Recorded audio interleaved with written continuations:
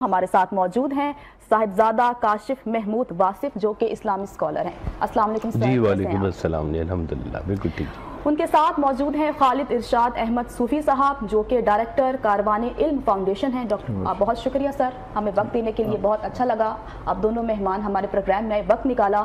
سر جیسا کہ میں نے انٹرو میں کہا، صبر، پیشنس، ہم انسان ہیں، ہماری زندگی میں اچھے دن بھی آتے ہیں، برے دن بھی آتے ہیں۔ اچھے دن تو ہم بڑے اچھے طریقے سے مناتے ہیں نا، اللہ تعالیٰ کا شکر بھی کرتے ہیں، لیکن جب برے دن آتے ہیں، برا وقت آتا ہے تو کس طرح سے صبر کا دامن پکڑا جا سکتا ہے، کیسے کریں؟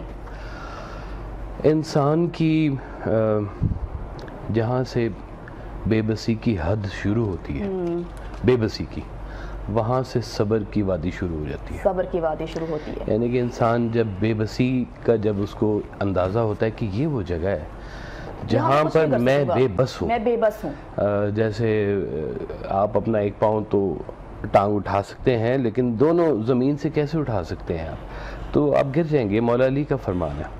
تو ایک اس کی لمٹ ہے انسان کی کہ وہ اپنی لمٹ میں کہاں پہ جا کے کھڑا ہوتا ہے، کیا چیزیں اس کے دائرہ اختیار میں ہیں اور کیا چیزیں اس کے دائرہ اختیار میں نہیں ہیں۔ اور یہ وہاں سے پھر انسان کا پتہ چلتا ہے کہ یہ صبر کے مومنٹس کے اوپر وہ بیہیو کیسا کرتا ہے، بیہیو کیسا کرتا ہے۔ جو بڑے مزاج ہوتے ہیں وہ صبر میں بہت اور طرح سے بیہیو کرتے ہیں، چھوٹے مزاج جو ہوتا ہے نا وہ ٹوٹ جاتے ہیں۔ اللہ تعالیٰ فرماتا ہے کہ قرآن پاک میں کہ میں تمہیں آزماؤں گا بھوک سے، خوف سے اور تمہارے پھلوں کے نقصان سے، اچھا، اور میں ان سے تمہیں آزماؤں گا۔ اب وہ بھوک، ایک تو پیٹ کی بھوک بھی ہے نا جی، اور ایک بھوک ہوتی ہے جو خواہش کی بھوک بھی ہوتی ہے، خواہش کی بھوک سر، کہ یہ میری خواہش ہے، یہ میری پسند ہے، میں اسے اچیو کرنا چاہتا ہوں، کاش ایسا ہو جاتا، کاش ایسا کر لیتے۔ حضرت واصف علی واصف رحمۃ اللہ علیہ فرماتے ہیں کہ جو چیز تمہیں پسند ہے اسے حاصل کر لو، یا جو حاصل ہے اسے پسند کر لو تو تمہیں سکون مل جائے گا۔ تو یہ جب ہم اس خواہش کو نہیں جب پہنچ رہے ہوتے تو پھر ہم وہاں پہ کہتے ہیں کہ یہاں پہ اب صبر۔ پھر ایک دوسرا جو نقطہ اللہ تعالیٰ نے کہا کہ میں تمہیں خوف سے، خوف کس چیز؟ ایک تو خوف ڈر ہے نا آپ کا، ایک ڈر ہے کہ آپ کی کوئی چیز نہ چھن جائے، یو ہیو کچھ اچیومنٹ ہے آپ کے پاس، کچھ ابیلٹی ہے، کچھ چھپا کے رکھا ہوا آپ نے، تو وہ اس کے کھو جانے کا بھی ڈر جو ہے نا، تو وہ ڈر بھی آپ کو آزماتا ہے۔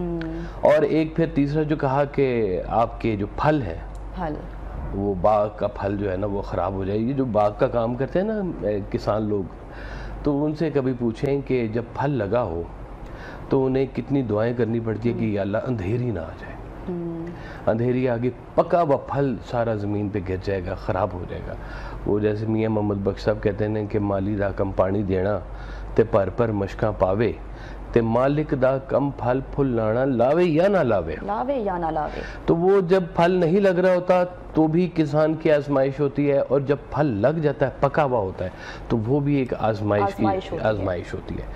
اور یہ پھل کی ایک تشبیہ جو ہے وہ اولاد بھی ہے، کہ جب آپ کی اولاد بڑی ہو جائے اور وہ اس قابل ہو جائے، پھل پکنا شروع ہو جائے اور اولاد خراب ہو جائے کسی طرح سے، کوئی ایسا معاملہ ہو جائے اس کے ساتھ، تو پھر کہتے ہیں کہ یہ اب آپ کی آزمائش شروع ہو گئی۔ اور پھر اللہ تعالیٰ کہتا ہے کہ جو ان ساری باتوں میں سے صبر کے ساتھ گزرتا ہے میں اس کے ساتھ ہوں۔ یعنی کہ آپ کا جو سارے معاملات میں ایک چیز جو فوکس ہے، جو پیوٹ پوائنٹ ہے، وہ ہے کہ آپ کا اپنے مالک کے ساتھ ریلیشن کیسا ہے، رب کے ساتھ رشتہ کیسا ہے۔ یہ دونوں چٹھیاں اللہ کی طرف سے آتی ہیں، خوشی کی چٹھی بھی اور غم کی چٹھی بھی۔ جب آپ کا اللہ کے ساتھ اپنا ریلیشن طاقتور ہو جاتا ہے تو آپ کو چٹھی سے پھر فرق نہیں پڑتا کس نے بھیجی ہے، وہ ہمارے مالک نے بھیجی، کس نے؟ مالک نے، قبول، قبول کرنا۔ تو یہ جو قبول کرنے والے لوگ ہیں نا، یہ پھر مشکل حالات میں، مشکل وقت میں ان کے لیے امیری غریبی میٹر نہیں کرتی ہے، ان کے لیے اچھے برے حالات میٹر نہیں کرتے ہیں، ان کے لیے بات میٹر کرتی ہے کہ اس حال میں ہمارا مالک ہم سے خوش ہے یا نہیں ہے۔ ویسا ایک جگہ پہ اور فرماتے ہیں، آپ کہتے ہیں کہ یہ اگر پتہ کرنا ہو کہ اللہ تم سے راضی ہے یا نہیں کیسے پتہ چلے گا؟ کیسے چلے گا سر؟ کیسے پتہ چلے گا؟ تو پھر آپ نے فرمایا کہ تم جتنا اللہ پہ راضی ہو اللہ تم پہ اتنا راضی ہے.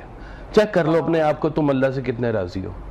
بہت خوبصورت بات سر. اگر آپ اللہ سے راضی ہیں تو پھر وہ کہتا ہے کہ جو اگر تم مجھے اندر جھانکو کہ تم اللہ سے کتنے راضی ہو. راضی کس پہ رہنا ہے؟ راضی رہنا ہے کہ اللہ تعالیٰ نے آپ کو جو چہرہ دیا, قد دیا, قد کی حد دی, آپ کا انداز دیا, ہر بندے کی ایک رینج ہے, اس رینج کے اندر وہ رہتا ہے. اور وہ جب رینج کے اندر جب وہ آزمائشوں میں ہوتا ہے وہ کہتے ہیں یا اللہ میرا ہمسایہ ہے وہ اتنا امیر آدمی ہے اور میں اتنا غریب کیوں ہوں.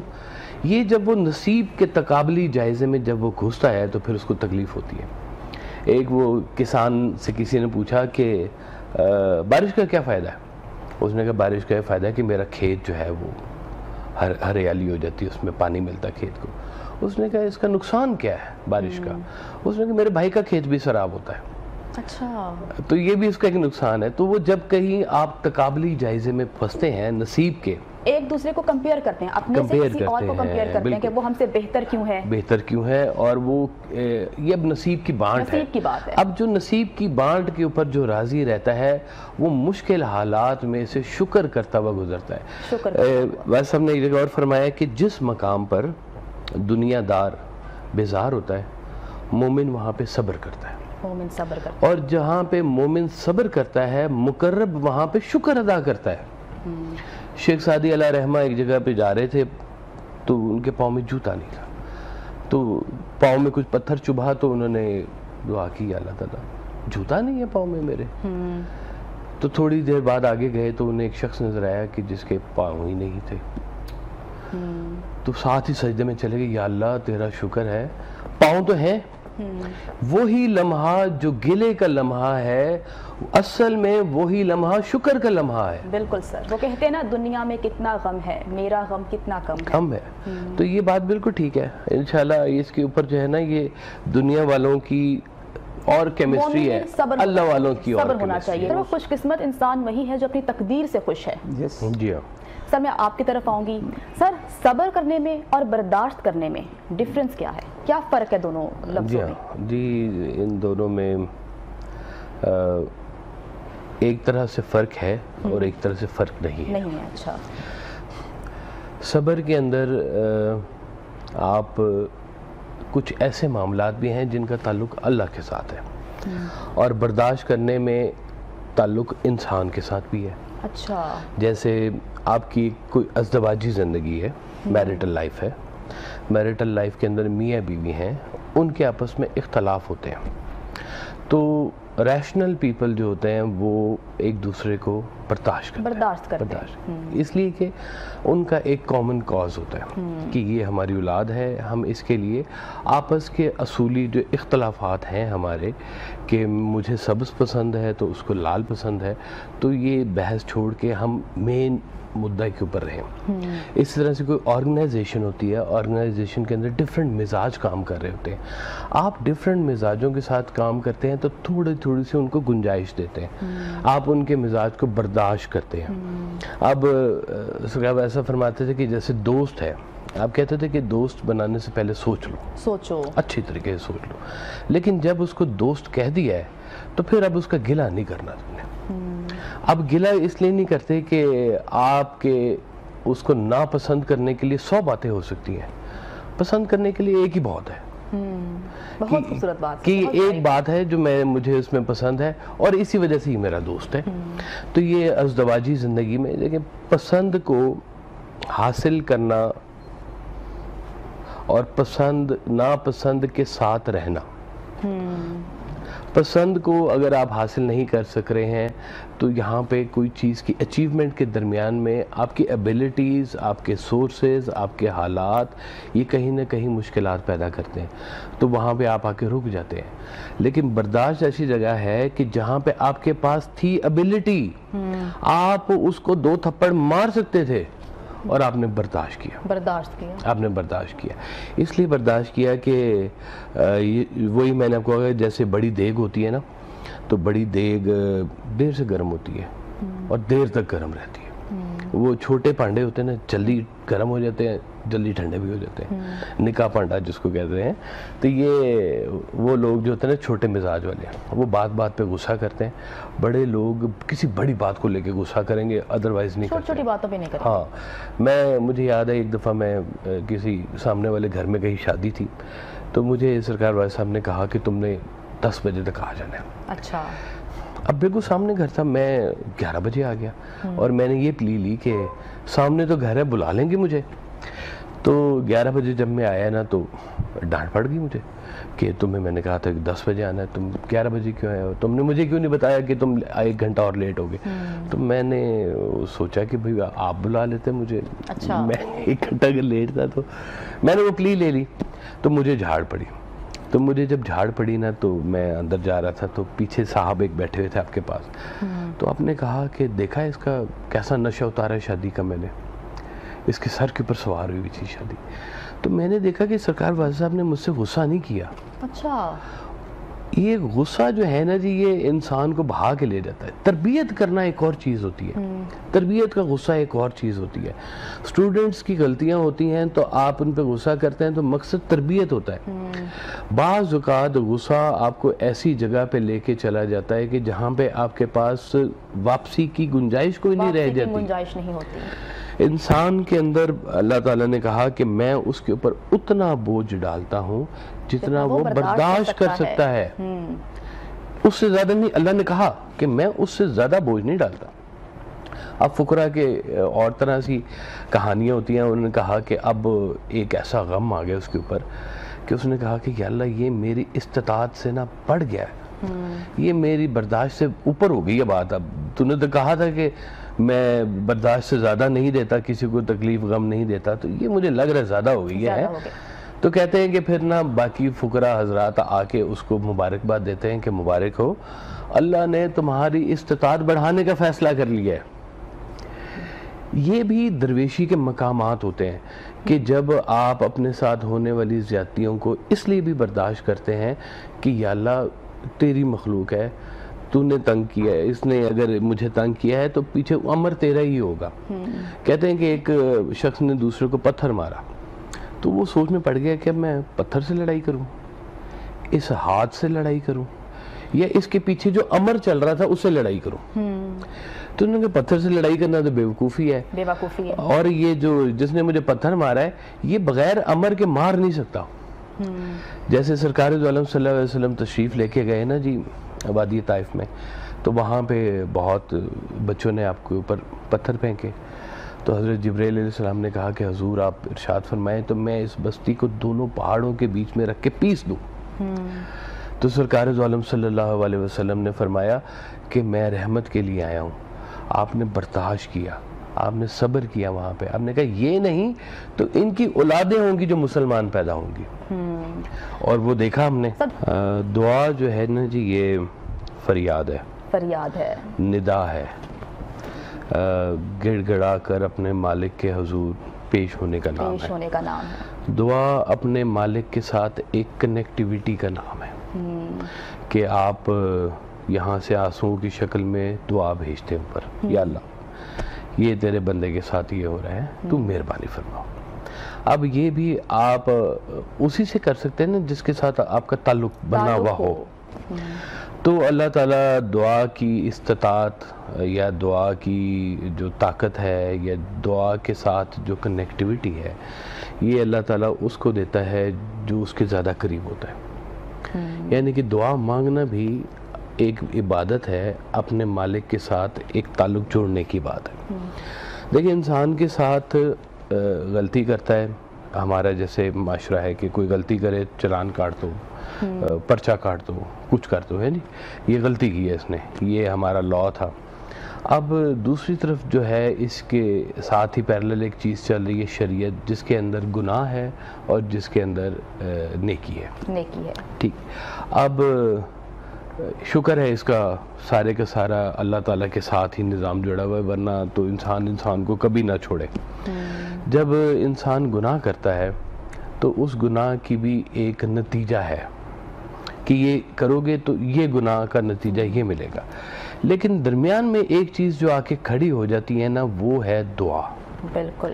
اور دعا بھی ایک رحمت کا ذریعہ ہے, رحمت مانگنے کا ذریعہ ہے.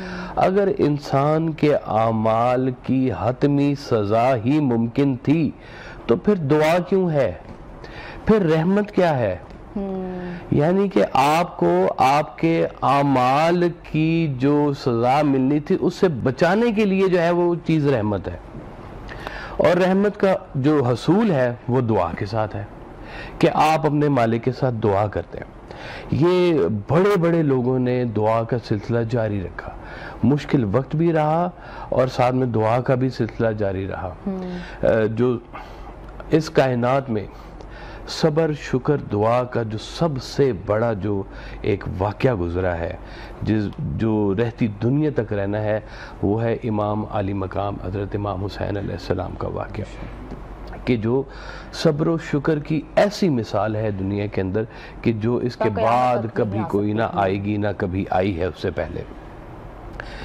ان حالات میں بھی حضرت امام زین العابدین, ان کا جو قصیدہ ہے, ان کی جو ندا ہے کہ وہ ان التیاری الصبا یومن الى ارض الحرم بلغ سلامی روزتن فیہ النبی المحترم, کہ وہ آپ کہتے ہیں کہ ان حالات میں بھی, ان مصائب میں بھی اے عوام میرا سلام جا کے آقا صلی اللہ علیہ وسلم کی خدمت میں پیش کرنا, کہ ان حالات میں بھی انہوں نے اپنا تعلق نہیں چھوڑا.